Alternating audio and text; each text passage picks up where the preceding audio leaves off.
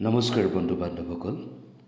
আজি মই আপোনালোকক শুক্লধ্বজ অৰ্থাৎ বীৰ চিলাৰায়ৰ বিষয়ে দুআষাৰ ক'বলৈ ওলাইছোঁ। অজানিতে যদি কিবা ভুল ক্ৰুটি ৰৈ যায় কমেণ্টৰ যোগেৰে জনাব বুলি আশা কৰিলোঁ। নমস্কাৰ। চিলাৰায় বা বীৰ চিলাৰায়ৰ জন্ম হৈছিল 1510 চনত। তেওঁৰ প্ৰকৃত নাম আছিল শুক্লধ্বজ। তেওঁৰ পিতৃ আছিল 16শ শতিকাৰ কোচ ৰাজ্যৰ প্ৰতিষ্ঠাপক বিশ্বসিংহ। মাতৃৰ নাম আছিল পদ্মাৱতী আৰু ভাতৃৰ নাম আছিল ৰজা নৰনাৰায়ণ। তেওঁ ৰজা নৰনাৰায়ণৰ সুদক্ষ সেনাপতি আছিল।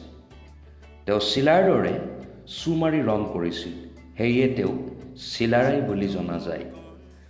চিলাৰায়ে দেৱান বা মন্ত্ৰীৰ কাম কৰিছিল, সেইকাৰণে তেওঁক চিলাৰায় দেৱান বুলিও জনা যায়। তেওঁৰ বীৰত্ব আৰু পাৰদৰ্শিতাৰ ফলতে কোচ সৈন্যই ভুটীয়া, কছাৰী আৰু আহোম সৈন্যক বহুকেইখন যুদ্ধত পৰাস্ত কৰিছিল।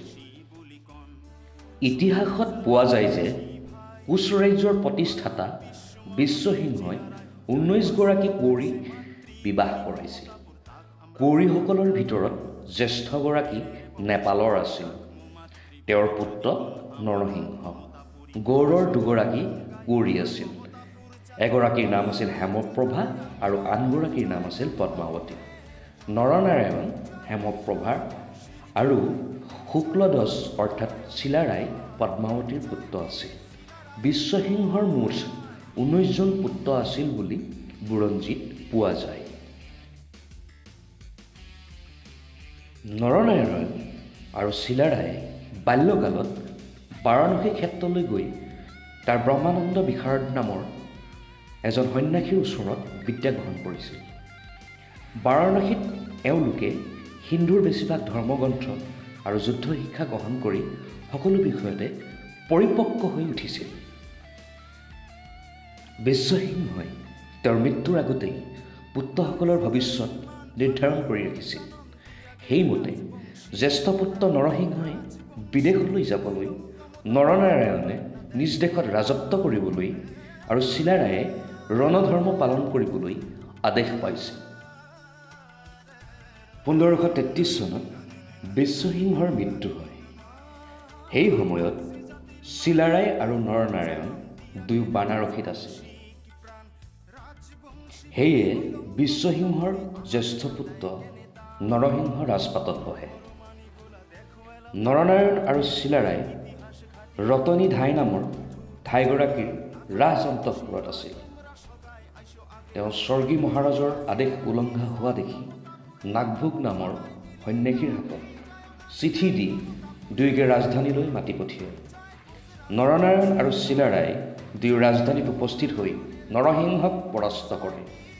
তেতিয়া নৰসিংহ নেপাললৈ পলাই যায়। 1534 খ্ৰীষ্টাব্দত নৰনাৰায়ণ কোচ বংশৰ ৰাজপাটত উঠে আৰু চিলাৰায় যুৱৰাজ হয়। ৰাজ অভিষেক হোৱাৰ সময়ত চিলাৰায়ক সংগ্ৰাম সিংহ নাম দিয়া হয়। নৰনাৰায়ণে সিংহাসনত উঠিয়েই পিতৃৰাজ্য বঢ়াবলৈ মন কৰে। শুক্লধ্বজৰ সহায়ত নৰনাৰায়ণে কোচ ৰাজ্যৰ বিস্তাৰ কৰে। 1563 চনৰ জুন মাহত চিলাৰায়ে আহোমৰ ৰাজধানী গড়গাঁও দখল কৰে। ইয়াৰ পাছত তেওঁ কাছাৰ আক্ৰমণ কৰি আৰু তাৰ পাছত মাইবং দখল কৰে। ফলত কছাৰী ৰজাই কোচ ৰাজ্যৰ বশ্যতা স্বীকাৰ কৰে। কাছাৰ জয় কৰি উঠি শুক্লধ্বজে মণিপুৰ, শ্ৰীহট্ট, খাইৰাম, চট্টগ্ৰাম, ডিমৰুৱা আদি ৰাজ্য জয় কৰি বশ্যতা স্বীকাৰ কৰোৱায়। জয়ন্তীয়া ৰজা, ত্ৰিপুৰা ৰজা আৰু চিলেটৰ ৰজাই তেওঁৰ সৈন্যৰ হাতত মৃত্যুবৰণ কৰিছিল। গৌড় ৰাজ্য আক্ৰমণ। কোচৰাজ বুৰঞ্জীত চিলাৰায়ে গৌড় ৰাজ্য আক্ৰমণ কৰি দৈৱ দুৰ্বিপাকত বন্দী হোৱাৰ কথা পোৱা যায়, কিন্তু মুছলমান ইতিহাসবোৰত সেই কথাৰ উল্লেখ নাই। বন্দী হোৱাৰ পাছত তেওঁৰ ব্যৱহাৰত গৌড় ৰাজমাতা পৰিতুষ্ট হৈ মুক্তি দি 5জনী সদংশজাত কন্যা তেওঁ বিবাহ দিয়ে আৰু যৌতুক ৰূপে বাহাৰবান্ধ, গয়াবাৰী, শ্বেৰপুৰ আৰু দহকলীয়া নামে 5খন পৰগনা দিয়ে। আন এখন ইতিহাস মতে কৰতলীয়াৰ পূৰ্ব অংশত থকা গৌৰ অধিকাৰ চিলাৰায়ক যৌতুকত দিয়ে। ইয়াৰ ঘোঁৰা, তৰোৱাল, নানা উপহাৰ আদি দ্ৰব্য চিলাৰায়ে লাভ কৰে। সেই সময়তে চিলাৰায়ে পুৰুষোত্তম, বিদ্যাবাগীশ, পীতাম্বৰ সিদ্ধান্ত, বাগীশ আদি পণ্ডিতসকলক তেওঁ গৌড়ৰ পৰা লগত লৈ আহে। ভৱিষ্যতে গৌড় ৰাজ্য আক্ৰান্ত নহ'বলৈ বোধহয় ৰাজমাতাই এই মৈত্ৰীৰ ব্যৱস্থা গ্ৰহণ কৰিছিল। বাস্তৱতে তেওঁ গৌড় ৰাজ্য আক্ৰমণ কৰিবলৈ যোৱা নাছিল। গৌড় ৰাজমাতা স্বৰ্গীয় হোৱাৰ পাছতহে মোগল বাদশ্বাহৰ সেনাপতিৰ সৈতে যোগ হৈ তেওঁ গৌড় জয় কৰে। দেশ শাসনৰ সকলো কাৰ্যত খৰ দৃষ্টি পৰিছিল আৰু ৰাজ্যৰ শাসন বান্ধ সুদৃঢ় কৰাবলৈ আলি, পুখুৰী, দেৱালয়, ৰাজ্যৰ প্ৰধান লোকক বৃত্তি আদি দানৰ ব্যৱস্থা কৰাইছিল। নৰনাৰায়ণৰ আদেশ মতে চিলাৰায়ে কামাখ্যা মন্দিৰ আৰু হাজোৰ হয়গ্ৰীৱ মাধৱ মন্দিৰৰ সংস্কাৰ কৰিছিল। চিলাৰায় এজন পণ্ডিত আছিল। তেওঁ পণ্ডিতক অশেষ আদৰ কৰিছিল। কোনো দূৰ দেশৰ পৰা পণ্ডিত আহিলে চিলাৰায়ৰ সহায়তেই ৰজাৰ পৰা বৃত্তি বিধান লাভ কৰি জ্ঞান চৰ্চা কৰিছিল। চিলাৰায়ৰ সহায়তেই শংকৰদেৱে কামৰূপৰ পশ্চিম খণ্ডত বৈষ্ণৱ ধৰ্ম প্ৰচাৰ কৰিছিল। শংকৰদেৱ, ৰাম সৰস্বতী, অনিৰুদ্ধ, শ্ৰীধৰ, বকুল কায়স্থ, অনন্ত কন্দলী আদি পণ্ডিতসকলে ৰজা নৰনাৰায়ণৰ সভা উজ্বলাই ৰাখিছিল। ইয়াত চিলাৰায়ৰ বিশেষ স্বৰূপ সহায় আছিল। নৰনাৰায়ণ আৰু চিলাৰায় দুয়ো শিৱভক্ত আছিল। সেয়ে ঠায়ে ঠায়ে অসংখ্য দেৱ দেৱালয় পাতি শিৱ দুৰ্গাৰ মূৰ্তি প্ৰতিষ্ঠা কৰিছিল। কিন্তু চিলাৰায়ে যেতিয়া শংকৰদেৱৰ প্ৰচাৰিত বৈষ্ণৱ ধৰ্ম ভাল পোৱা হ'ল, তেতিয়া শংকৰদেৱক প্ৰাণৰ দেৱতা কৰিবলৈ একান্ত ইচ্ছা হয়। আনহাতে ৰজা নৰনাৰায়ণে শংকৰদেৱক শাস্তি বিহিবলৈ যত্ন কৰিলে। চিলাৰায়ে গুৰুজনাক নিজৰ কোঠাৰ ভিতৰত লুকুৱাই ৰাখিছিল।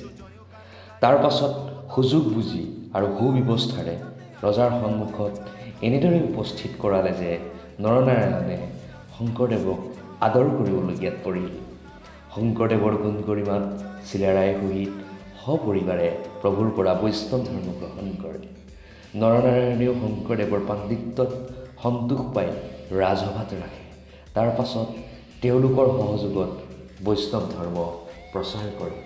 1571 খ্ৰীষ্টাব্দত চিলাৰায়ৰ গংগাতীৰত বসন্ত ৰোগত মৃত্যু হয়। বীৰ চিলাৰায়ক স্মৰণ 2005 চনৰে পৰা অসম চৰকাৰে তেওঁৰ জন্মদিনটোত বীৰ চিলাৰায় দিৱস হিচাপে উদযাপন কৰিব বুলি আনুষ্ঠানিকভাৱে ঘোষণা কৰে। চিলাৰায় দিৱসত অসম চৰকাৰে বন্ধ ঘোষণা কৰে। তদুপৰি সাহসিকতাৰ পৰিচয় দিয়া লোক বীৰ চিলাৰায় বঁটা প্ৰদান কৰা হ'ব বুলি ঘোষণা কৰিছিল। বন্ধুবৰ, আপোনালোকে যদি এই ভিডিঅ'টো চাই ভাল পালে তেনেহ'লে এটা লাইক, কমেণ্ট আৰু শ্বেয়াৰ কৰিবলৈ নাপাহৰিব। ধন্যবাদেৰে জয় আই অসম।